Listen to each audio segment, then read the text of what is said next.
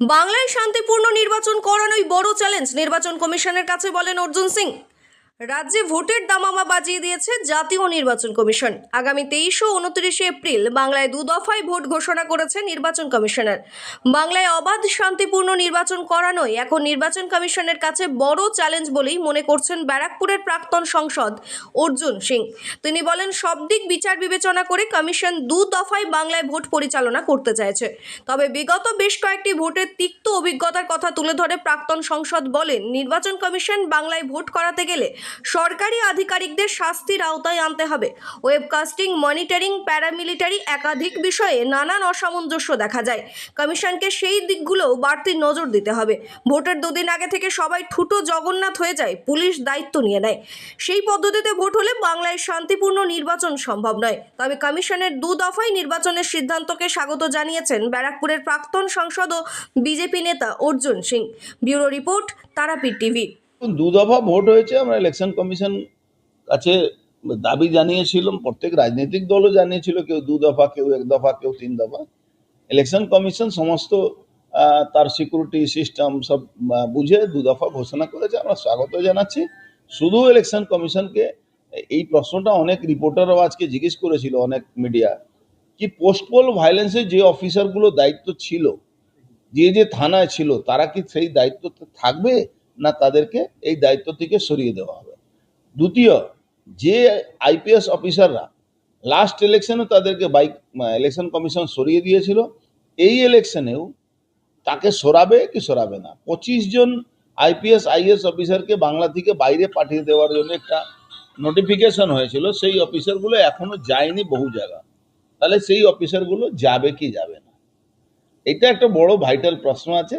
তাতেই ইলেকশন কমিশনে মতিগতি বোঝা যাবে কি ইলেকশন কমিশন কি চাইছেন। বাংলায় সুষ্ঠু শান্ত ভোট চাইছেন, না বাংলায় ওই পুরনো প্রথা অনুযায়ী ওই বলবে, করবো, দেখবো, মেরে দেবো, কেটে দেবো, এই হবে ওই হবে, আর লাস্টে ভোটের দিন 2 দিন আগে থেকে যারা অবজারভার থাকে, অ্যাডমিনিস্ট্রেটিভ অবজারভার, পুলিশ অবজারভার, সব ছোটো জগন্নাথ হয়ে বসে থাকে আর পুলিশ দখলে নিয়ে নেয়।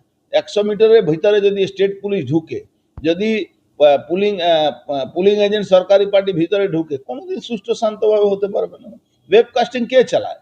ওয়েবকাস্ট 2 ঘন্টা 4 ঘন্টা বন্ধ থাকবে। এবার ওয়েবকাস্ট 2 ঘন্টা 4 ঘন্টা বন্ধ যে থাকবে, সেখানকার presiding officer, first pulling, second pulling, third pulling, paramilitary force সবাইকে সাসপেন্ড, তার চাকরি থেকে তুলে দেওয়া, সরিয়ে দেওয়া উচিত। তাকে জেলে ঢোকানো দরকার। যদি এই ভয়টা থাকবে, তাহলে দেখবেন ফ্রি অ্যান্ড ফেয়ার ইলেকশন হবে। মুখে বললে free and fair Bangla vote হয় না।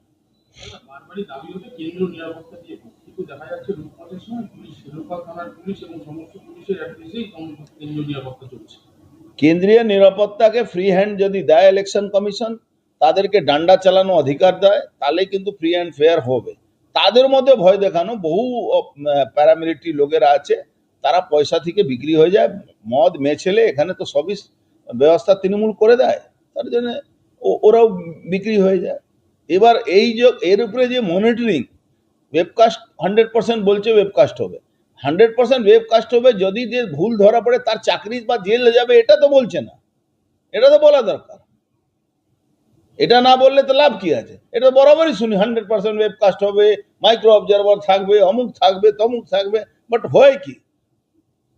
যারা ডি গ্রুপ কর্মচারী তারা ফার্স্ট পুলিং, সেকেন্ড পুলিং, আর যারা কন্ট্রাকচুয়াল তারা ফার্স্ট পুলিং, সেকেন্ড পুলিং।